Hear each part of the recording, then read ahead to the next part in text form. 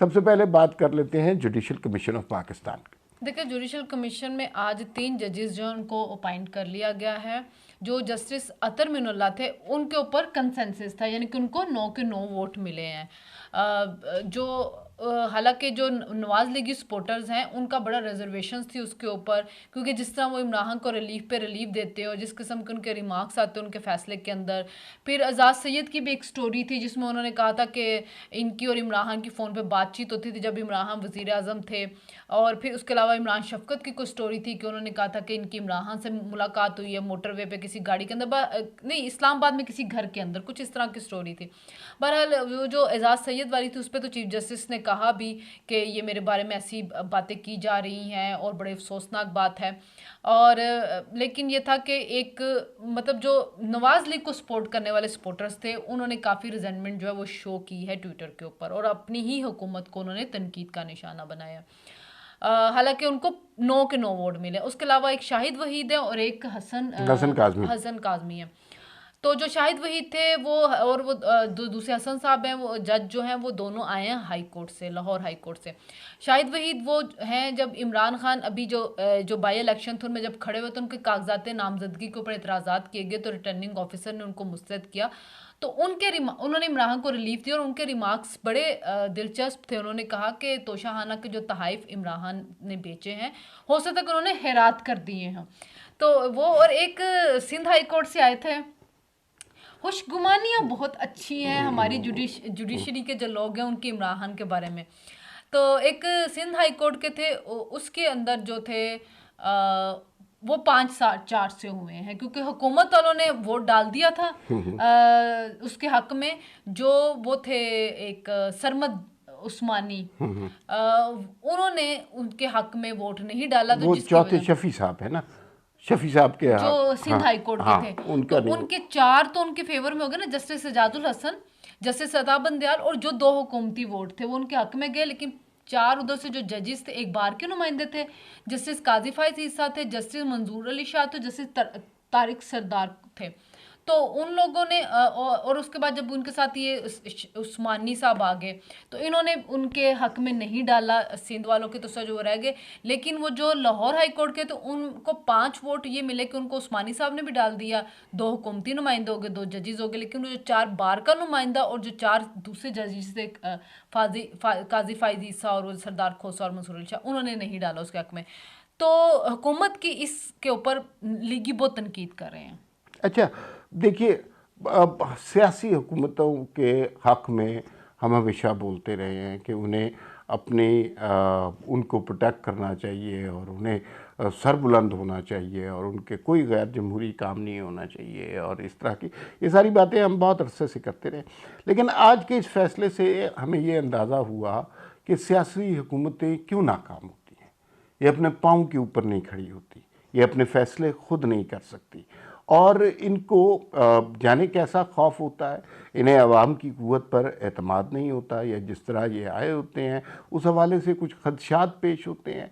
ये वो फ़ैसला था जिस पर चंद मेरे ख्याल है थोड़ा अर्सा पहले जब ये इजलास हुआ तो आज़म नज़ीर ताड़र और अशतर औसाफ दोनों के रिमार्क्स और कमेंट्स इन जजेस के बारे में बिल्कुल मुख्तलिफ थे और तकरीबन मतलब अगर if you allow me to say कि उन्होंने इस तरह की बात की कि ये जो है एलिविएट होने के काबिल लोग नहीं हैं। एक्चुअली जूनियर जज थे ना, लोगों का इनके ऊपर एतराज़ ये था कि आप सीनियरिटी को देखें। फिर उनके रिमार्क्स जो मैंने शाहिद वदी को बताया। दूसरी बात तो लोगों को ये है कि शायद कोई डील कर लिया हुकूमत ने अता बंदयाल साहब के साथ। कोई कह रहे हैं कि जी नवाशी साहब का जो ताहियात नहली है उसको वो रिवर्स कर देंगे, कोई कह रहे हैं कि आगे उनको प्रॉब्लम नहीं होंगे। बहरहाल जो भी था उनको कॉम्प्रोमाइज़ नहीं करना चाहिए था। काजी फाइज ईसा उस वक्त भी तनहा खड़े थे, वो आज भी तनहा खड़े और दुरुस्त सिमत पे ऊपर खड़े हुए हैं। तो मुझे इस फैसले पे आज थोड़ी सी मुझे भी अफसोस हुआ कि हुकूमत को ये नहीं करना चाहिए। तो उनको किसी ब्लैकमेलिंग में नहीं आना चाहिए, किसी डील में नहीं आना चाहिए था, अवाम की ताकत के ऊपर भरोसा करना चाहिए था। जैसे आज इमरान खान बैठ के ये बात करते हैं कि मेरे पास एहतियारात नहीं थे, या वो कहते हैं कि मैं कुछ नहीं कर सका उस वक्त, या मुझसे ये गलतियां होगी, तो आप जब ये बात कहेंगे तो आपका वोटर आपको माफ नहीं करेगा। उसको तो शायद माफ कर दिया उसके वोटर ने, लेकिन आपका वोटर जो है ना वो आपको माफ नहीं करेगा, क्योंकि आप एक लंबी स्ट्रगल के बाद, एक बयानिया देने के बाद इस जगह पे आए हैं। इसमें ये बात बहुत इम्पॉर्टेंट है कि काजी फैज़ ईसा शख्स फ़र्द इम्पॉर्टेंट नहीं है, और वो बुनियादी तौर पे असूल इम्पॉर्टेंट है। बड़ा सिंपल सा असूल था कि सीनियरिटी की बेसिस पर जजेस की तैनाती होनी चाहिए, इसमें कोई इख्तलाफ नहीं होना चाहिए। चीफ़ जस्टिस की तैनाती भी इस तरह होती है, बहुत अरसे से हम कह रहे हैं कि आर्मी चीफ़ की तैनाती भी इसी तरह होनी चाहिए, तो जजेस की तैनाती भी इस तरह होनी चाहिए। इसमें कोई हरज की बात नहीं है, लेकिन हुकूमत ने इस पर बहुत बड़ा यू टर्न लिया है। यही मोअज़्ज़ज़ जस्टिस साहब कल को किसी न किसी तरह चीफ़ जस्टिस भी बनेंगे, तो उस वक्त जो है अगर कोई फ़ैसला गलत होता है, जो आज से 10-15 साल के बाद अगर कोई ऐसा मौका आता है, तो उसका ज़िम्मेदार आज का ये इजलास होगा। और उसके अंदर ये जो हुकूमती नुमाइंदे बैठे थे, इन्होंने अपने वोट का जिस तरह बेदरेग इस्तेमाल किया, वो कसूरवार होंगे। फिर एक थोड़ी सी मैं दो चीज़ों को रिलेट करना चाहता हूँ। काजी फैज़ ईसा ने अभी मोअज़्ज़ज़ जस्टिस काजी फैज़ ईसा साहब ने अभी पिछले दिनों ख़िताब किया आसमा जहांगीर काउंसिल से, और वो पहले मेरे ख़्याल में पाकिस्तान की हिस्ट्री में जज हैं जिन्होंने जुडिशरी की गलतियों को एक्सेप्ट किया, और उन्होंने बताया कि भुट्टो के कत्ल, सियासी कत्ल से लेकर हर आज तक के मामलात में हमने जुडिशरी के तौर पर क्या क्या गलती की। फिर उन्होंने ये भी कहा कि फ़र्द को क्रिटिसाइज़ करना चाहिए। उन्होंने कहा मैंने कभी तौहीन अदालत के हवाले से कोई ऐसा ख़ास रिमार्क या फ़ैसला नहीं दिया, लेकिन इदारों की इज़्ज़त और हुर्मत होनी चाहिए।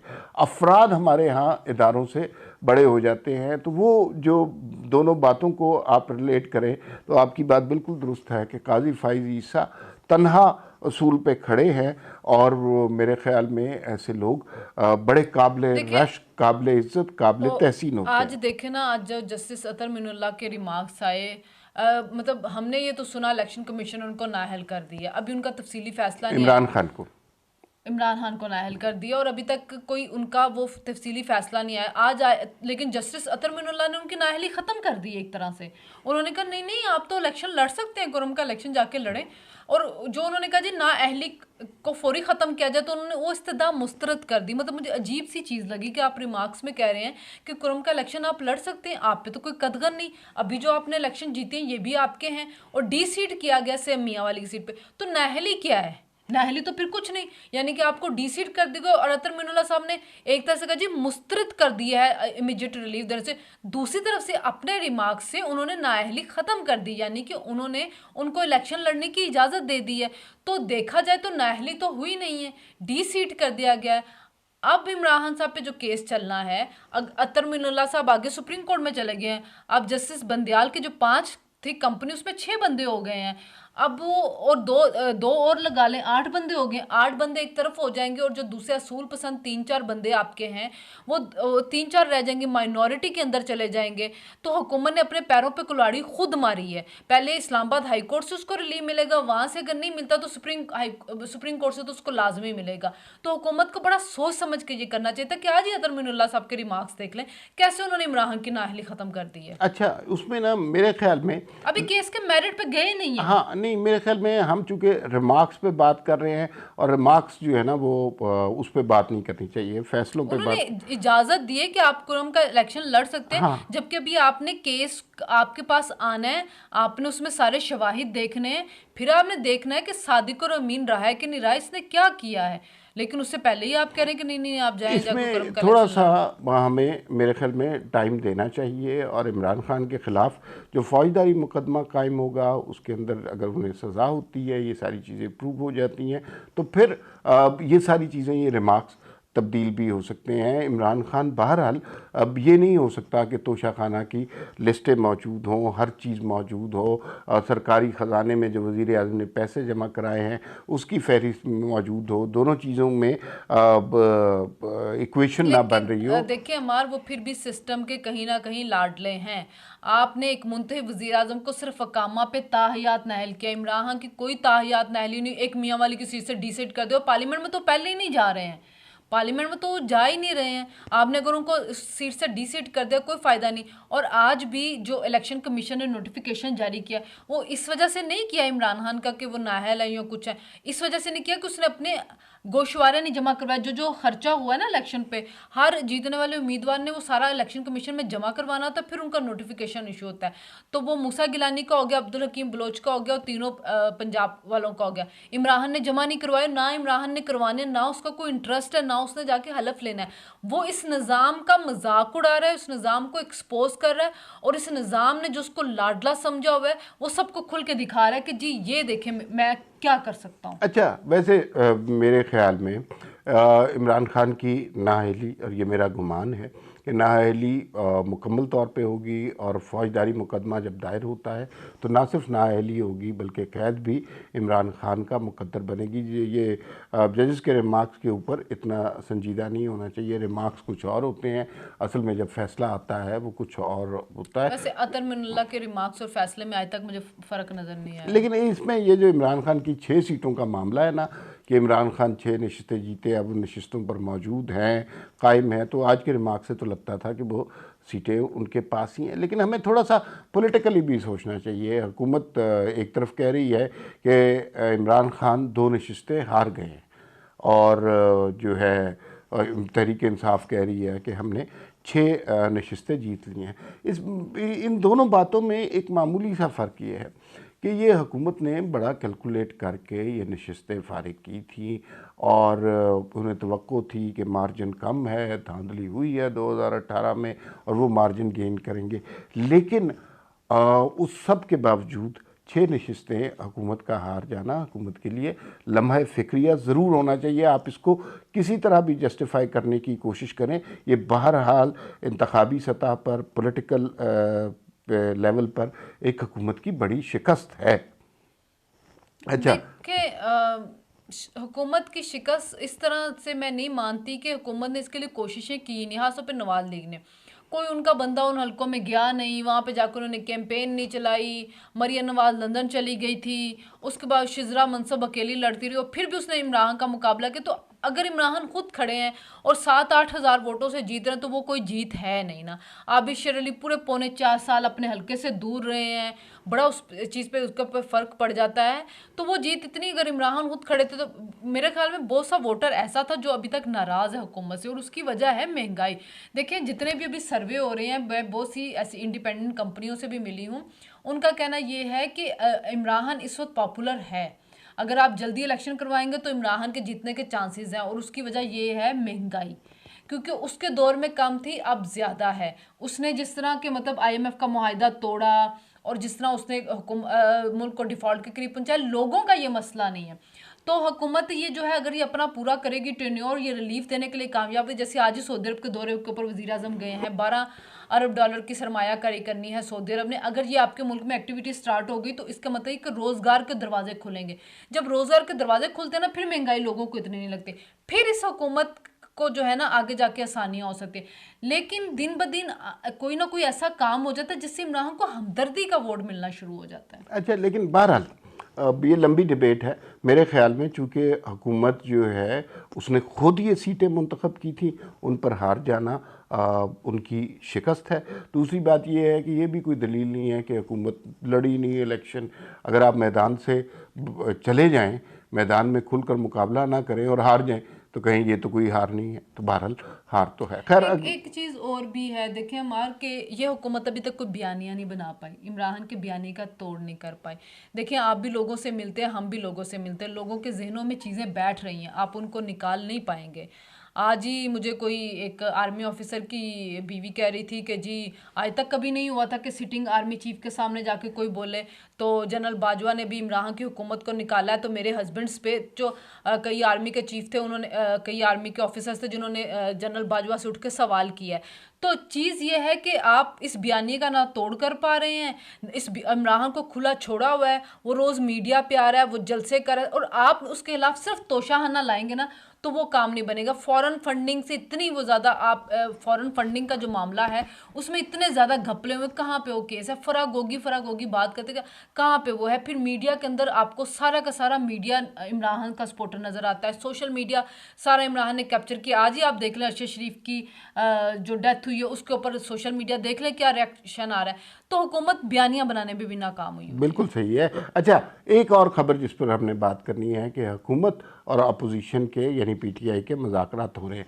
ये अफवाह है, अफवाह क्रिएट की जा रही है, ख़बर है, ख्वाब है, ख्याल है, गुमान है, या इसके पीछे कोई हकीकत भी है? आपका क्या ख्याल है? देखिए, मैंने सिर्फ ये बात सुनी थी फवाद चौधरी के मुंह से, डॉन अखबार के अंदर उनका इंटरव्यू था, तो उसमें उन्होंने कहा था कि जी सदर आरिफ अलवी जो है वो हुकूमत के साथ मुज़ाकरात कर रहे हैं कि मुज़ाकरात कोई हों, लेकिन हमारी बात तो एक ही कि इलेक्शन जल्द होने चाहिए। तो अगर इलेक्शन जल्द करवाएंगे तो उसी के ऊपर हमारे मुज़ाकरात हो सकते हैं। मुझे लगता है कि इमरान खान साहब ने जो अपने इर्द गिर्द लोग हैं ना, कुछ उनको भी हौसला देना है।